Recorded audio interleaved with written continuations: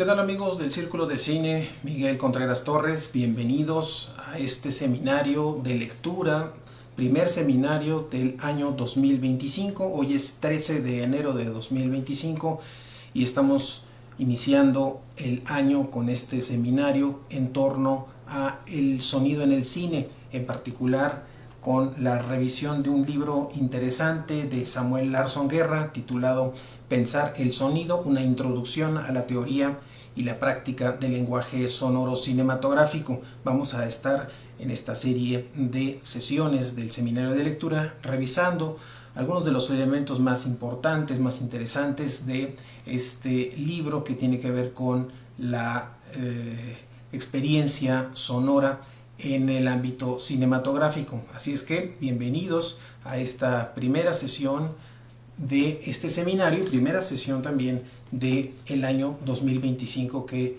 estaremos desarrollando durante todo el año. Un año que, por cierto, es también los 10 años de actividades del Círculo de Cine Miguel Contreras Torres, así que estamos también con estas actividades pues festejando los 10 años de actividades de este proyecto del Círculo de Cine Miguel Contreras Torres. Bien, vamos a iniciar revisando este libro de Samuel Larson Guerra, publicado por la UNAM, en particular por el Centro Universitario de Estudios Cinematográficos, en el año de 2010, un libro que vino en su momento a actualizar y a recuperar mucho de lo que se había trabajado en términos del sonido en el cine, y que resultó también un libro importante, interesante, como libro de texto, libro de consulta a nivel universitario, para poder abordar las características que se relacionan con el sonido en el cine. Vamos a revisar en esta primera sesión la primera parte del capítulo primero. Vamos a dividir en dos partes este capítulo y hoy abordaremos esta primera parte, una primera parte del libro, en el capítulo primero, que se titula como interrogación: ¿qué es el sonido? Estamos en la página 19 de esta edición, un trabajo que hemos consultado en este libro que, si no me equivoco, se trata de la primera edición, efectivamente, publicada el 15 de febrero de 2010, y en particular la primera reimpresión de junio 30 del 2012, que es el que estamos consultando, pero digamos es parte de esta primera edición del año 2010. Ya en esta página 19, en el capítulo primero, ¿qué es el sonido?, Larson Guerra nos va a hablar del sonido como fenómeno físico. Nos dirá que la primera y fundamental característica de cualquier sonido es que está compuesto por vibraciones, y que las vibraciones no son otra cosa que movimiento. Para que un cuerpo vibre tiene que existir una fuerza que produzca un cambio en su estado físico, algo que lo haga moverse o bien detenerse. Los textos básicos de la física del sonido concuerdan en que el sonido se comporta en forma de ondas. El propósito de este capítulo, dice Larson Guerra, es darle al lector una explicación breve de las características fundamentales del sonido en tanto fenómeno físico. En el siguiente apartado, que tiene que ver con las características básicas del sonido, nos dice Larson Guerra que estas características son 4 fundamentales que vamos a encontrar en un sonido, y son la frecuencia o el tono, su intensidad o volumen, su forma de onda envolvente y finalmente su timbre. Nos dice ya en la página 20 que las dos primeras están determinadas por su longitud y su amplitud.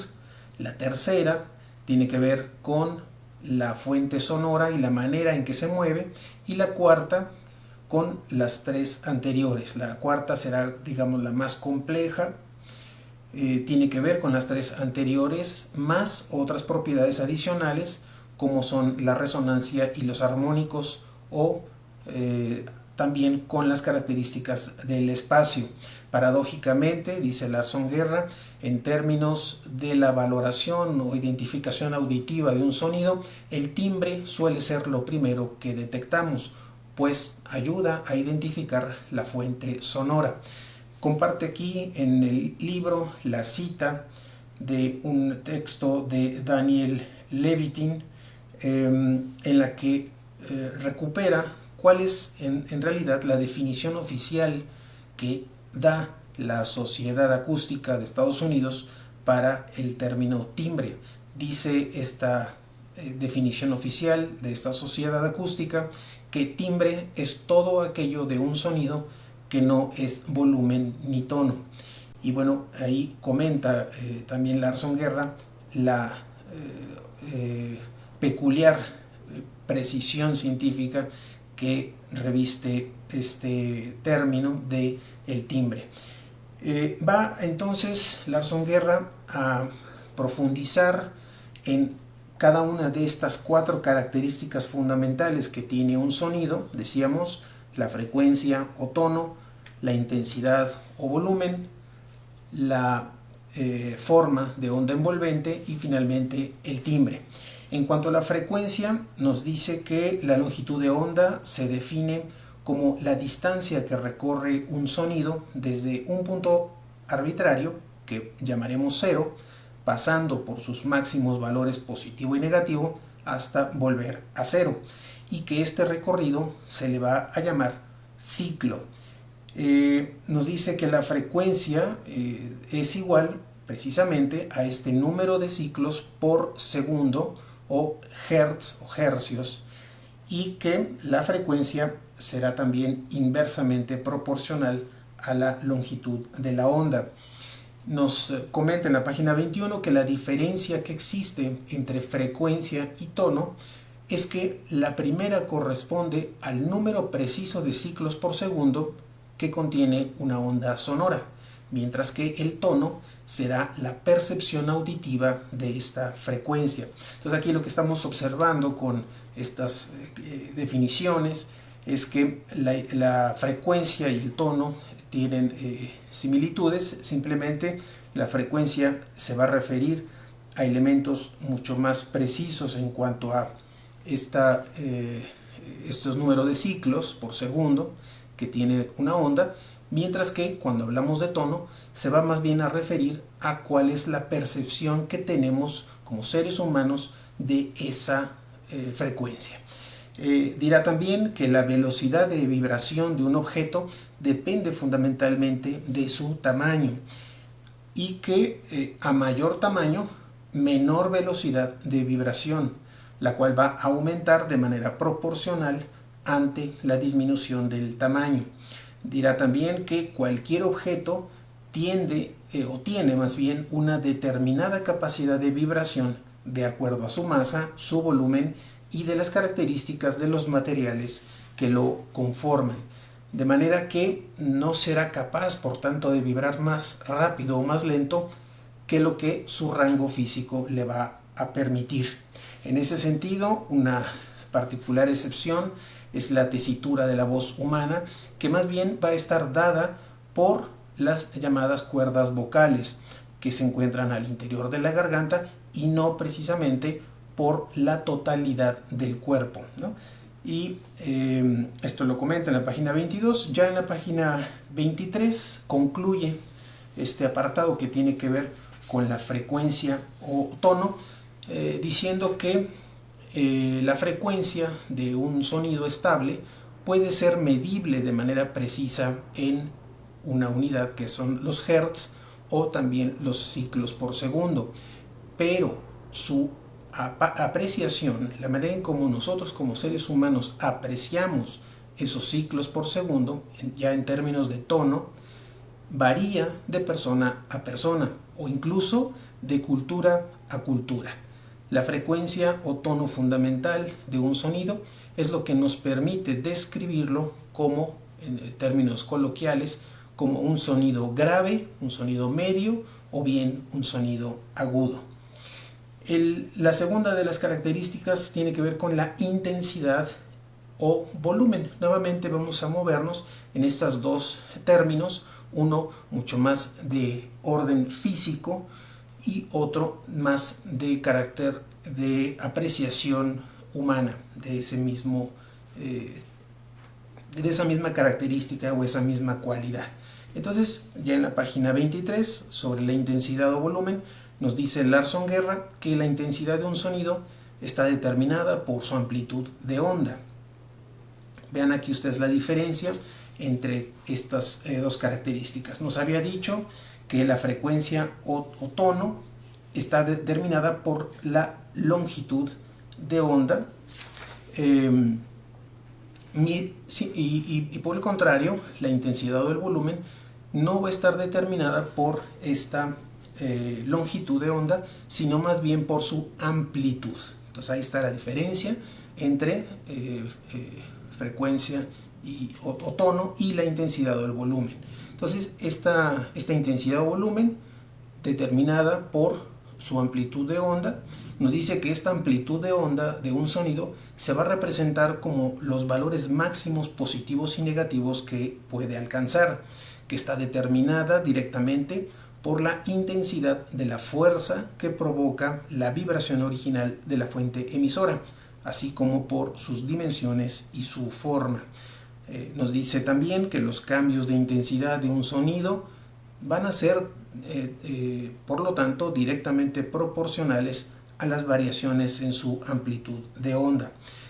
Aclara en una nota a pie de una cita que presenta de Murray Schafer sobre el paisaje sonoro, que el uso del término decibel como un medio para establecer los niveles definidos de presión sonora no se va a generalizar sino hasta el año de 1928. Es la unidad de medida que tenemos actualmente para medir la intensidad o volumen de un sonido. Nos dice Larson Guerra que en particular nuestro rango dinámico auditivo como seres humanos abarca unos 120 decibeles, y para que nosotros podamos percibir un cambio de intensidad de sonido, este tiene que ser de más de 3 decibeles de diferencia para poderlo percibir. Y también conviene apuntar que no todos los oídos son igual de sensibles, de manera que habrá también diferentes percepciones en ese sentido. También nos va a decir en la página 24 que se puede decir que los decibeles en audio lo que miden es un equivalente aproximado a nuestra sensación auditiva de las variaciones de intensidad acústica. Y concluye este apartado que tiene que ver con el volumen, con la intensidad del sonido, que la intensidad precisamente del sonido va a ser un factor de energía que se mide en decibeles, y al igual que la frecuencia puede ser medido también con precisión. El volumen, que es este otro término para referirnos a esta intensidad, el volumen, sin embargo, va a ser una percepción subjetiva y poco precisa.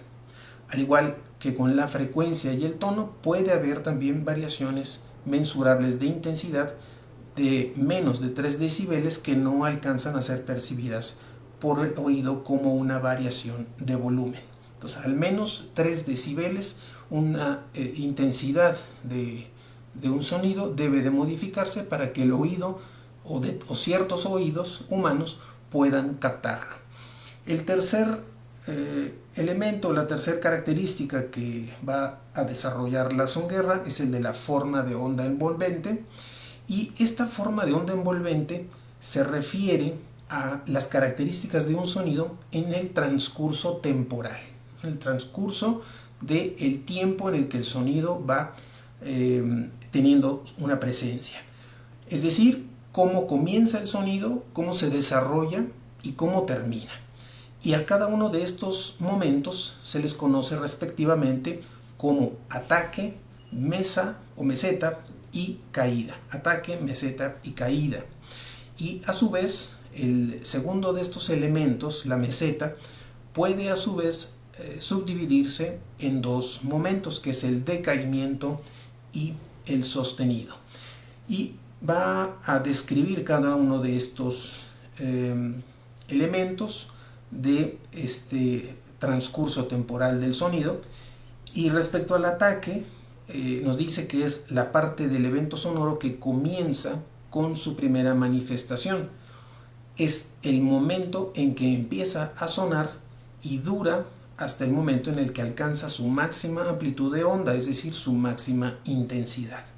En cuanto al trasciente de un sonido, que es como su máximo volumen, corresponde a este pico de la señal sonora que se concentra en el ataque inicial. Otro momento será el del decaimiento, en donde va del pico máximo al comienzo del sostenido. El sostenido es aquel en donde se conserva mientras el nivel se mantiene estable. Y finalmente el relajamiento es cuando disminuye la intensidad de la señal de manera constante hasta finalmente desaparecer. Entonces tenemos ahí un esquema interesante donde en la horizontal nos presenta el tiempo y en la vertical la intensidad, y va presentando cada uno de los momentos. Primero el ataque, después la meseta, que puede subdividirse en el decaimiento, el sostenido, y finalmente la caída. Esto en la página 25. Ahora, en cuanto a la cadena sonora, la cuestión del timbre lo va a dejar más adelante por la evidente complejidad de este cuarto elemento. Sin embargo, continuando con esto, habla de la cadena sonora. Nos dice en la página 26 que esta cadena sonora está compuesta por tres elementos que obligadamente tienen que existir para que se dé el fenómeno de la audición, y estos son el emisor o la fuente emisora, segundo el medio o medio transmisor, y tercero el receptor o escucha. En cuanto al primero, es decir, el emisor o fuente sonora, es una fuente sonora aquella que vibra emitiendo longitudes y amplitudes de onda, es decir, esos dos elementos que ya se habían abordado, que son las frecuencias y las intensidades, todas estas longitudes y amplitudes de onda audibles, y que toda fuente emisora va a tener un movimiento, y que todo sonido es expresión de alguna energía que está puesta en acción, aunque a veces ésta sea invisible. En el segundo caso, que tiene que ver con el medio transmisor, nos dice que al vibrar, las moléculas de una fuente sonora empujan a las moléculas de aire con las que están en contacto, y estas a su vez empujan a las de la siguiente capa, y así sucesivamente hasta que la energía original se agota. Podemos decir, dice Larson Guerra en la página 27, que el medio transmisor es aquel que llena el espacio entre lo que suena y el que escucha. Es lo que permite que el sonido viaje. El tercer y último de estos elementos de la cadena sonora es el de la recepción o el receptor o escucha. Aquí nos dice Larson Guerra en la página 27 que el receptor sonoro universal será, en el caso del hombre, el oído, ¿no? Y que la referencia última de lo sonoro es realmente subjetiva y descansa en nuestra propia capacidad auditiva. En términos físicos, este proceso de la audición es un fenómeno meramente mecánico hasta el momento en el que las ondas sonoras son transformadas en ondas acústicas ya al interior de nuestro oído, acariciando rítmicamente los cilios sensibles del llamado caracol, esto en el oído. También abordará el tema de la forma y la velocidad de propagación del sonido.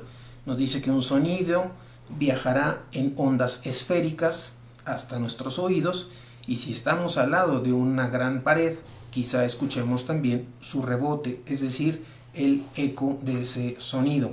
En la página 28 nos dice que el medio transmisor por excelencia del sonido es el aire, pero esto no quiere decir que el sonido no viaje o no se propague también a través de otros medios, tanto líquidos como sólidos.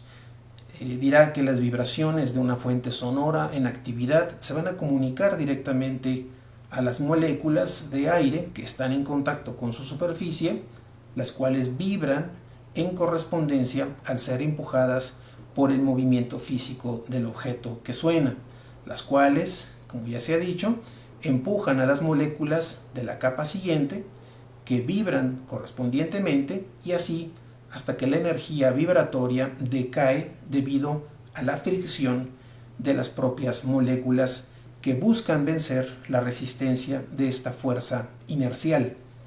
El agua, dirá también Larson Guerra, es un excelente medio transmisor para oídos acústicos, que las ondas sonoras viajan más rápido en el agua que en el aire debido a la mayor concentración de moléculas, pero también es necesario decir que necesitan mayor fuerza para poder ser audibles que en el medio del aire. Finalmente dirá que también los medios sólidos son excelentes transmisores y que en este tipo de elementos sólidos el sonido va a viajar incluso más rápido que en un medio líquido. En la página 29 dice Larson Guerra que el sonido viaja por el aire a una velocidad de aproximadamente 343 metros por segundo a una temperatura ambiente de 20 grados centígrados. Pero ¿por qué es importante la medición en metros por segundo y también de la temperatura? Bueno, pues esto se debe a que las características mecánicas de un medio incrementan o atenúan ligeramente su capacidad conductora o transmisora. En el caso del aire, los factores más relevantes serán precisamente la temperatura y la humedad, ya que a mayor temperatura vamos a tener mayor velocidad de propagación y por el contrario, a menor temperatura, menor velocidad.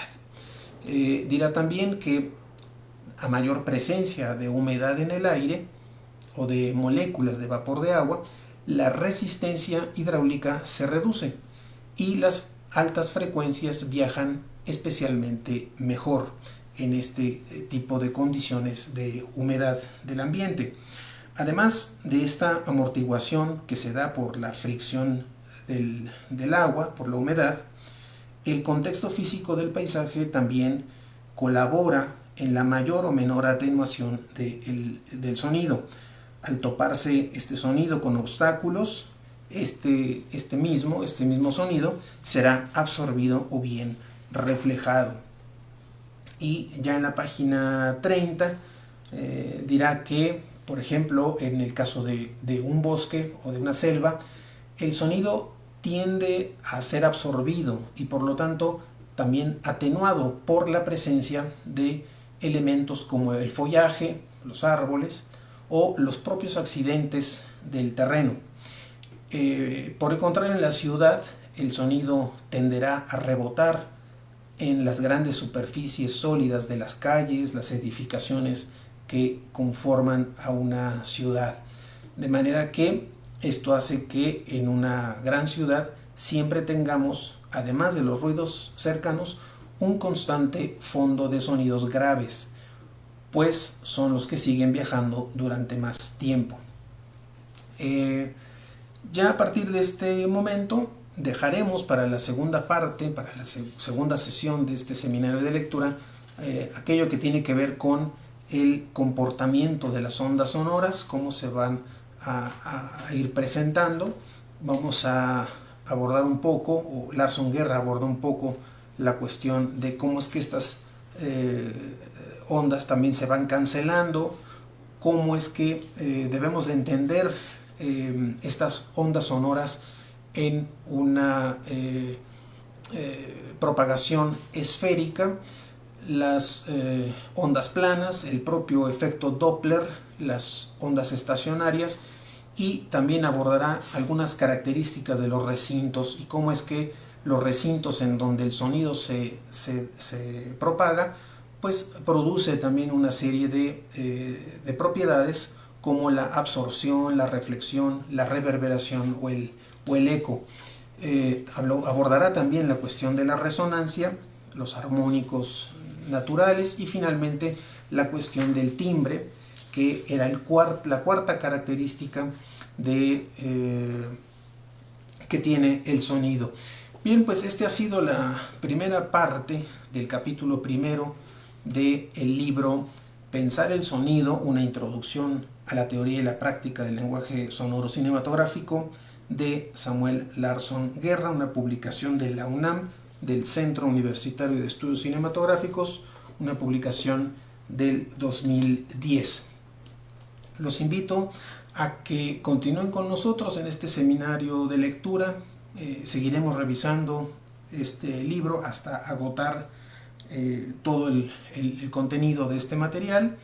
Así es que los invito a que me escuchen el día de mañana, igual a las 10 de la noche, en estas transmisiones en vivo, y con la posibilidad de que ustedes también puedan acceder a esta publicación y juntos ir haciendo la revisión de los elementos más importantes, las ideas más importantes que están expresadas en este interesante libro de Samuel Larsson Guerra. Mientras tanto, mi nombre es Fernando Saldaña Benítez.